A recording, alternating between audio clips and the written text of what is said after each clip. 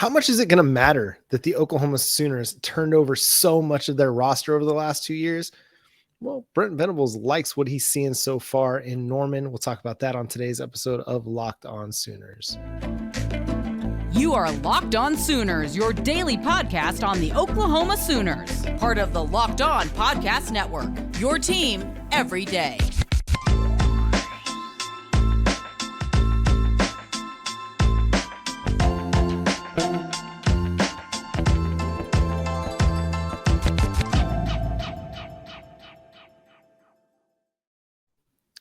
What's up, Sooner Nation? Welcome to Locked On Sooners. Today's episode is brought to you by FanDuel Sportsbook, official sportsbook of Locked On. Make every moment more. Visit FanDuel.com/LockedOn today to get started. Thank you for joining us. My name is John Williams. You can follow me on Twitter at John9Williams.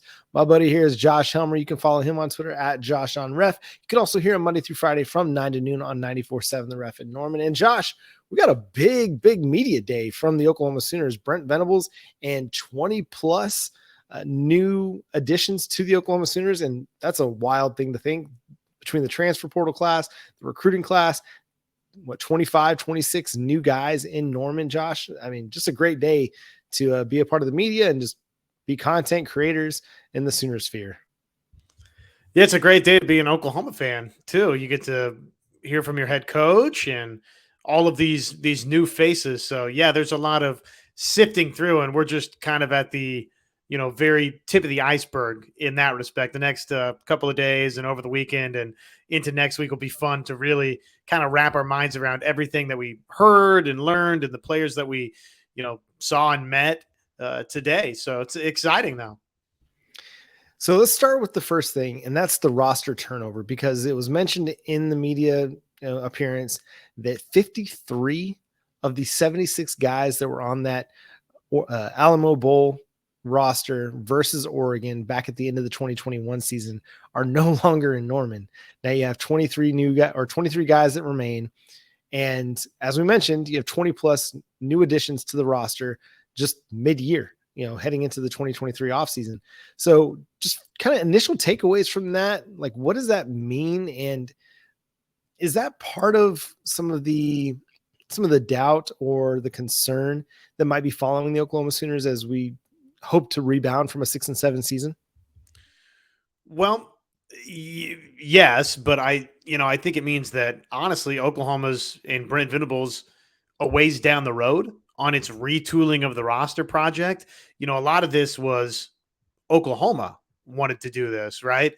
Wanted to get new faces in and have the program take the shape of Brent Venables and this staff. So to me, obviously, you sit here and you look at it and you say, okay, well, there's only 23 folks, I guess, that have kind of been around here and done that with Oklahoma, right? Which means there's a lot of new, there's a lot of young faces in the program, but it's also, again, exciting in that respect that, John, now the vision of Brent Venables and this coaching staff, it's here. It's on campus. Now, it might take maybe one more trip around the sun for it to truly beat Brent Venables' squad, but man, we're not far away, which to me, I hear that. And I mean, I don't know if alarming is the right word, John, but it's a staggering number when you hear 53 players out of 76 are no more at Oklahoma. So to me, it means also that it's time to be better than 6-7 because it's your guys. Yeah, I think it's both a positive thing and a negative thing. A negative thing in that you don't have the veteran depth that you'd like to have from years past and having played several more years of college football. But it's also a good thing in that a lot of that veteran depth is either in the NFL or gone because they just weren't good enough. They weren't going to be a fit for what you're trying to build in Norman. And while there's been a lot of kind of the processing of players, in particular in the defensive backfield, I mean, nobody's really missing a lot of those guys. You only had a couple players from the Sooners be able to go and land a D1 spot in the transfer portal. David Agwebu was one. And then I'm going to blank on the other one who ended up with Arizona State. But you had, two players out of a big group of, transfer departures, find D1 homes, Power 5 homes, I should say, not D1 homes, Power 5 homes. Because you had several guys get group of 5 homes, and that's go play where you can play.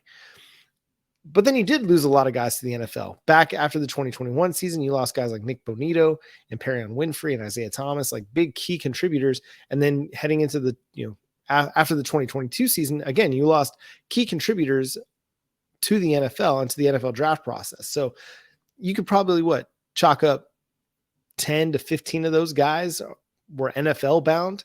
Maybe more of those that were undrafted free agents, maybe closer to 20 that were undrafted free agents that just didn't stick, but you lost a lot of dudes. And so you're looking at, if 20 guys were NFL, processing or graduation, and then you had another, 36 dudes that were transfer portal or graduation, somewhere in that realm, then it kind of makes a little bit more sense, especially as we saw in 2022 that they just weren't good enough as a team. They had to do something. And we've talked about that a lot on the show through the transfer portal cycle, is they had to do something to improve the talent and the depth. And Brent Venables minced no words when he said, we improved the depth. We added impact players. We have more impact players than we did this time a year ago. We have more depth we have more depth right now than we did this time a year ago. And this felt like a different Brent Venables, a Brent Venables who I feel like was playing the politician a little bit in his first year in Norman. Not necessarily saying that things had to be didn't have to be better, or guys had to be better and guys had to play better. But he hasn't laid back on this idea that, hey, we're better than what we were. And I think that that's okay. Like, it's okay to say, because I think a lot of us think this. Like, a lot of us think, okay, with the talent that they brought in, both in the transfer portal and the recruiting class, they look better on paper. Now, the proof will be in the pudding when they get on the field in Big 12 play in 2023. But so far, so good. And I honestly, I like the approach that Brent Venables is taking. Like, hey, listen, what we had wasn't good enough. We got to be better in every facet as a program. We think we are better in several facets here, especially on the talent acquisition side, the depth side. And the depth is a huge part of that puzzle, especially on the defensive side of the football. And I think he's really hitting the nail on the head on that one. They are better because they've got more depth, they've got more talent, and they're going to be better than they were a year ago. Well, and Brent Venables and this coaching staff should feel like we've got the full year under our belt to really start implementing what we want to implement. So we talk about just the massive roster turnover. What was the phrasing? The roster overhaul? Is that what Venables said? And yet here's a quote that's kind of interesting with all of that being said, John. Quote, "We have a veteran group who can teach the newcomers now," end quote. So, as much overhaul as there is, Brent Venables also feels like, okay, but we've got the right group of veterans, right? Maybe not 40 or 50 of those guys, but we've got 20 some odd veterans that we feel really, really good about what they're doing in key spots, right? I think about just Brent Venables going to bat for Danny Stutzman last season after, the podcast on the Prairie Gate, I guess, is what we refer to for Danny Stutzman. I mean, Coach Venables was the first guy, John, that stepped up and said, well, hang on a second here. Stutzman has had a really pretty good season. Could it be better? Do I want more? Of course, I want him to continue to grow, but he's been pretty good. So that's your quote-unquote quarterback of your defense. You got your quarterback offensively back, right? So there's some key returnees that, yeah, they can be the veteran group to teach this large roster overhaul, this group of newcomers. Yeah, and there's so much more to sift through in this because Brent Venables, anytime he talks, he's always a gold mine for information. And then there were a ton of player interviews as well that we'll touch on a few of those things. We're not going to be able to get through all of them tonight or some of the highlights, but we'll definitely take some of our kind of top takeaways from the day. We'll continue to discuss that after Josh talks to y'all about FanDuel. FanDuel.com/locked on, where you can make every moment more. We've been telling you, first $5 bet, win or lose, you're getting $150 in free bets. FanDuel.com/locked on. Obviously, we have transitioned away. Football season is is in the books, but hey, those future bets, they'll be along in short order. NBA, full go. NHL, full go. Those playoff seasons, again, I keep saying it, sneaking up. And FanDuel, they have all of your favorite bets from money line, point spreads to some props mixed in there as well. So check it out. Go get their all-in-one app that's safe, secure, super easy to use, and make every moment more with FanDuel, the official sportsbook partner, well, of the National Football League, and right here, the Locked On Network with us, FanDuel.com/Locked On, again, where you can make every moment more. Any other big, wide-ranging takeaways from the Brent Venables press conference and availability and, I don't know, parade of newcomers that was? Well, let's talk about the quarterbacks, because you mentioned the quarterback of the defense. Let's talk the quarterbacks of the offense. The quarterback, sorry, so obvious of a statement. But Brent Venables had a really interesting quote about Jackson Arnold, and our guy Parker Thune caught this and shared it on Twitter at Parker Thune. He says, he's a doer. He's ambitious. He's not waiting on anybody. He's not waiting to be great. He's at the back of the line right now, but probably not for long. And I thought that was interesting in combination to a really great question that John Hoover asked about sitting behind Dylan Gabriel and kind of having to wait his turn, so to speak. And Arnold gave a great answer. He's like, my sophomore year at Denton Guyer, I had to sit behind the starting quarterback on the varsity team and not really get to practice much, not, be in a situation where I was preparing for, game day or getting ready to play under the lights, and how that really has kind of helped him be able to accept the idea that, hey, I'm going to sit and learn under Dylan Gabriel. It really helped me. He even mentioned, like, sitting under the quarterback, Eli, whoever it was, at Denton Guyer, how that really helped inform him as a quarterback and prepare him for taking on the role as a starter. And you saw his junior year, he was fantastic, helped get Denton Guyer to the state championship game. And then again, had a break, I can't even call it a breakout, but a phenomenal 2022 season, off season, summer football season for Guyer, where, he got all the accolades. And how he thinks, like, okay, it worked out really, really well for me to sit behind a guy and learn and just process and go through everything I need to go through and figure out what I need to do, and then step into the starting role. And he's going to get that same opportunity here with the Oklahoma Sooners and sitting behind Dylan Gabriel. And so I think that's relevant. One, what Brent Venables said, and that he's not going to sit behind anybody and he's not going to be waiting to be great. He's going to go and be great right now. At the same time, that he kind of has the humility to understand, like, they have an established starter. It's Dylan Gabriel. I'm going to sit behind him and learn. And he said as much, months ago as well when he was interviewed. But there's a and both. You know what I mean? Like, he's going to do everything he can to be great now, while also understanding a little bit of the hierarchy of things, that he is behind Dylan Gabriel. And that's okay. Like, there's nothing wrong with a both situation.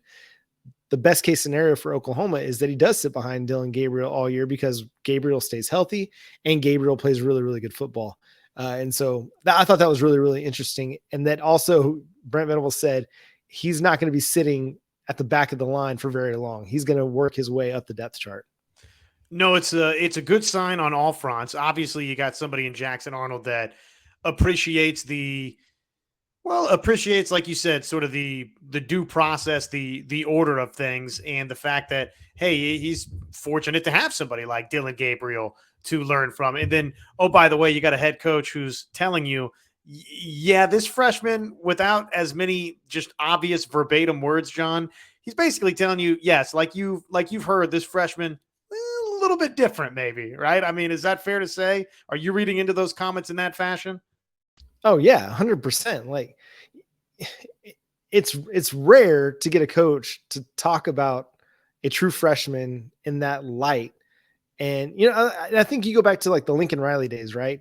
When it was like, I think Lincoln Riley did everything he could to kind of, like, almost beat him down a little bit and not boost him up, not talk too positively about the backup or the guy that's coming in. He would always kind of try and, I don't know, tamper expectations, so to speak. And Brent Venables is doing nothing of the sort. He's like, hey, all those expectations you have for Jackson Arnold, Well, he's got him for himself, and we got him for him too. And so we're just going to believe that he's going to do great things here in Norman. And hey, why not? He's a 5-star quarterback who's done everything that he could do to be great to this point, and we're going to see him do even greater things as a college football player. And so I kind of love that everybody's kind of leaning into it. It's the same thing we talked about with Patty Gasso, last week, how she was just kind of leaning into the fact that this lineup for Oklahoma softball should be great and it's going to be great.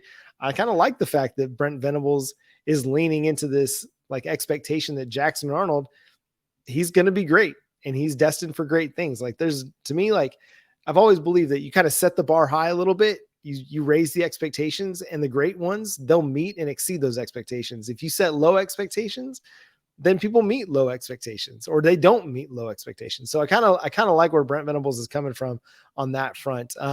Another one, speaking of a 5-star, true freshman from Denton Guyer, Brent Venables had this to say about Peyton Bowen, which I thought was, again, potentially telling of a guy who could end up with a role as a true freshman.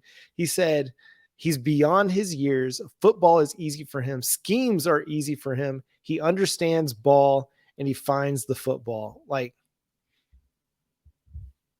what more could you ask for about a true freshman than a guy that understands ball, schemes are easy for him, and the game is easy for him? Like that, I'm sorry, I've kind of like reset my expectations for Peyton Bowen and potentially what he could be for the Sooners in year one.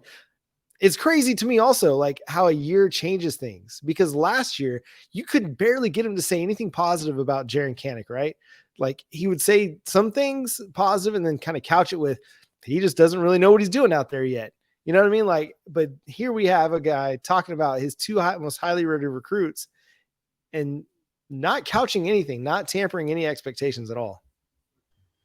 Really just the whole day itself, right? To even, it's unusual in college football to have this much access to all of these newcomers in general. So that alone, I think, shows you and tells you that Brent Venables, yes, is very confident in this group of newcomers. But you're right. I mean, obviously, as you compare and contrast it with maybe what we were talking about or hearing a year ago with Jaren Kanak compared to now, I mean, we, from the rest of the staff got positive things about Kanak with just the way that he was working out. And, it's a little bit different than other guys at this stage already of, true freshman coming in as an early signee, early enrollee.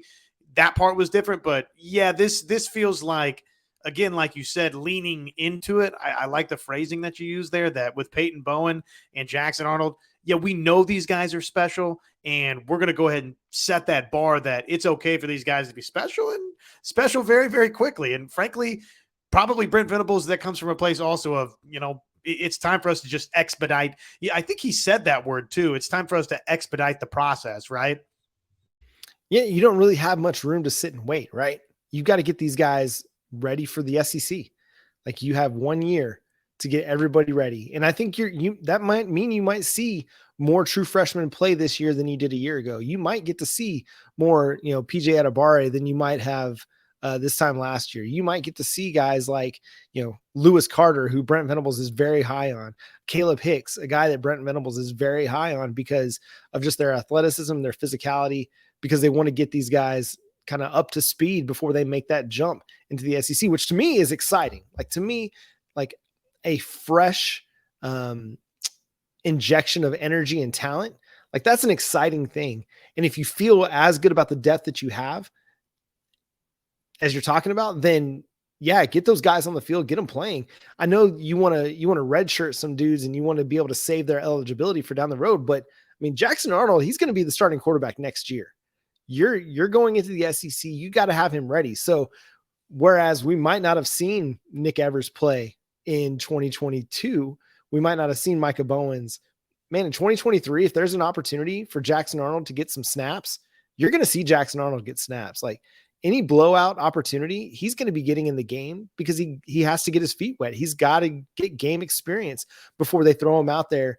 I mean, obviously they won't get, an SEC game, their first game out, but before you get him into an actual college football game where the stakes really matter, you want him to get his feet wet in a blowout where hopefully you're on the right side of things, but he's able to get in there get some passes going, get hit a little bit, get the feel for the speed of the game, the physicality of the game, and be ready to go when they do get to the SEC a year down the road. So I think, I don't know, maybe I'm reading too much into it, but it seems like they're going to be a little bit more ready or a little bit more willing to play some true freshmen this year that they weren't necessarily ready to do a year ago. And I think you got guys that are physically ready to do it. Whether it is PJ Adebawore or, I mean, I don't know if you saw the note from Parker about, Phil Picciotti's weight. Like that dude's like 6'2", 230 already as a true freshman. You're like, that guy is ready-made to play middle linebacker at the collegiate level. And Caden Green was like 6'3", or I think it was like 6'5", 315. That dude's ready to play tackle at the college football level. Maybe even you could throw him in there at guard at the college football level. So you got guys that you can put out there because they're physically ready or they're mentally ready to get in the game. As we're hearing, Brent Venables talk about Peyton Bowen. An interesting note relative to Peyton Bowen is, he mentioned 4 players who are going to be factoring in as Cheetah players. Justin Harrington, who was Deshaun White's backup a year ago. And then you've got Reggie Pearson, the Texas Tech transfer, Dasan McCullough, who we've talked about as a potential fit at Cheetah, the transfer from Indiana. And then he also mentioned Peyton Bowen potentially factoring in as a Cheetah as well. And I think what's interesting is there's a diverse set of skill sets within those 4 players that you might see multiple guys play the position, but play it a little bit differently and kind of be deployed a little bit differently. Because you're not going to deploy Dasan McCullough in the same way that you'll deploy Peyton Bowen. So I found that kind of interesting. Yeah, obviously you've got some different options there, which is good. Oklahoma probably didn't have enough comfortable options a season ago, so they've got some wiggle room here to try some things out throughout the spring and figure out where all these puzzle pieces ultimately land. I mean, right now would be the time of the year where you say, okay, well, here's 6 names to look at Cheetah, and then by the time obviously that you get into fall camp and then obviously start the season, probably that number, you get it down to 3 or 4 that you feel really, really good about, right? And maybe a couple of those guys wind up at one of the safeties, et cetera, et cetera. So I'm not surprised to hear that you have a bunch of different names sort of auditioning right now at Cheetah. I mean, that's kind of, honestly, again, it's not surprising, is it? Because I don't know that there was anybody that we looked at and it was just a guaranteed slam dunk with this group. Yeah, I'd agree with that. I think Dasan McCullough is kind of like the name that most people were penciling in there as the starter at Cheetah. But I think it does help that you have a guy like Reggie Pearson that you can throw in there at the position, and you feel like physically he can hold up by being a box player.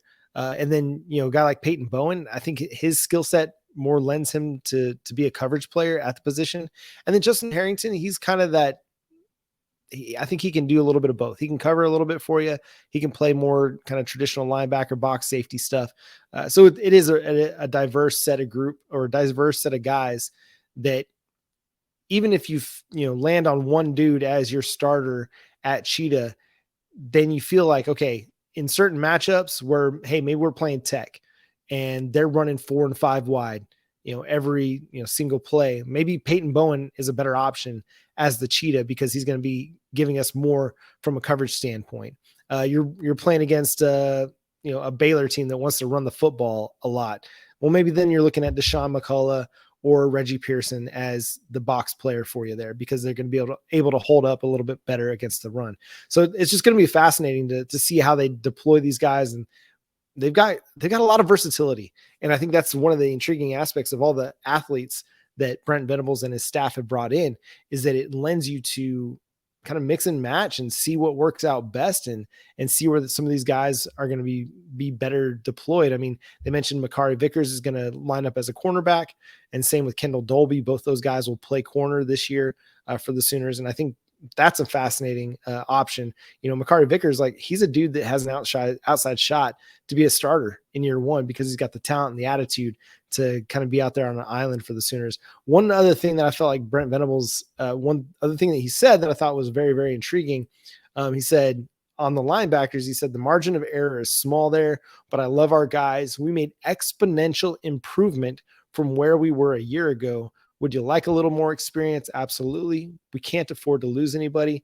And he also said some really glowing things about Jaren Kanak. He said really excited about where he's at. He says with a smile, according to Eddie Radosevich of Sooner Scoop. So I thought two very interesting things on the linebacker group. We talked like Danny Stutzman, he's a starter for you. And then the rest of it is, okay, we got a bunch of young guys that we really, really like. Who's going to be the guy that steps up and takes on a role? Jaren Kanak is probably most people's favorite to start alongside Danny Stutzman. But man, you got Kobe McKenzie and Kip Lewis, and then Lewis Carter and Samuel Masigo. There's a whole group of dudes that are going to be very important to Oklahoma's linebacker room this season. I can't wait to watch some of all of this play out. Obviously there's a couple of names that you feel good about, and then there's some unknown really just across the board defensively. I mean, Stutzman is sort of the one name that I'm like, okay, he's definitely going to start for Oklahoma. And then beyond that, it's, I don't know how many guys defensively just lock it up and throw away the key that they're definite starters for Oklahoma. I mean, I think there's going to be a ton of competition throughout this spring into fall camp, and a bunch of these young names that we're talking about, these newcomers that people were talking to today from a media standpoint, John, I think those are going to be difference makers right now this season for Oklahoma. So, and they need them to be, ultimately, based on just a quick look at last season's, scoring defense, total defense, all those. We don't have to rifle through them, but just a quick look at what the results were last year defensively. We need some of these newcomers to step in and be day one difference makers. Yeah, and Brent Venables is expecting that, and he believes that that's going to be the case. And you talked about guys who are returning that are definite starters, and I think Billy Bowman's going to be one of those guys at safety. Danny Stutzman at linebacker, and I think probably Ethan Downs too, with the way that he finished the season. I think he'll be one of your defensive end starters, and Woody Washington. And then outside of that, it's all kind of up in the air, and you've got a whole lot of competition that's going to happen. And I think that's an okay thing. When you're as not so good as they were in 2022, you can afford to kind of clean house and start from scratch and see who takes on those starting roles and those starting spots. And you have the kind of the cachet to do so. And everybody's going to understand if you have 7 or 8 new starters on the defensive side of the ball. So just, again, a fascinating day. And, these are just the initial tea leaves. Spring practice is going to start March 22nd. So that's not very far. We're like 5 weeks out from that. And so as they go through winter workouts and, guys start to stand out on that front, spring ball will come, and then spring game will come, and then it'll be like around the corner, we'll have the college football season. Well, I would just say, from a fan standpoint, from a media standpoint, what a cool thing that Brent Venables chose to do. There's not a lot of coaches nationally that necessarily do this. Sometimes it's pretty buttoned up, with especially new faces in programs. So I think it's really, really cool. And I think it's worth applauding just Brent Venables, kind of almost taking, dare I say, an NFL approach in the sense that it's like, it's almost as if it was calculated to keep Oklahoma front of our minds in the news, to keep stories coming out about his program, which to me, if that was the thought process, I think it's brilliant. I always be closing, always be recruiting. Or if it's really just as simple as what Brent Venables said, which is, hey, you want to, with transfer guys anymore, you don't get to see and meet these guys a ton, John. So if it was as genuine as that, then I think it's great that Brent Venables did this. It really was a cool thing that he and Oklahoma did. Yeah. And I think Oklahoma's athletic department and their media department always hit a home run. They usually do it right, and they do a great job. And the other aspect of this could just be like, hey, here's your chance to talk to the freshmen. You're not going to get another chance, so enjoy it. So I think everybody did. All those guys that were out there, at Owen Field, I think it turned out to be a really great day. And there's a ton of content out there. All the player interviews, you can go over to like John Hoover on YouTube, and you can check out the player interviews over there. Parker Thune and those guys over at OU Insider also had a lot of the content as well. So go check them out. We'll continue to kind of rifle through some of these things as we watch back and catch up on, 25, 26 player interviews, and then a lengthy Brent Venables press conference. And we'll continue to give you our takeaways in the next week. But Oklahoma softball is going to have a big weekend for you down there in Waco. Several big time matchups. The Oklahoma women's basketball team will take on Kansas. Oklahoma men have got several big games coming up down the stretch. So a lot still to transpire with winter sports before we fully transition into spring. And hey, the College World Series runner-up Oklahoma men's baseball team will be opening their season this weekend as well. Go to Soonersports.com. You can find all the schedules. Get yourself some tickets. Go watch some good baseball this weekend. Hopefully it's going to be better weather than what it was today. But that's going to do it for today's episode of Locked On Sooners. Thanks so much for tuning into the show and subscribing wherever you get your podcasts. Again, we're free and available on all platforms. Go check us out over on YouTube. Subscribe to the show there. Hit that notification bell to let you know when new episodes drop.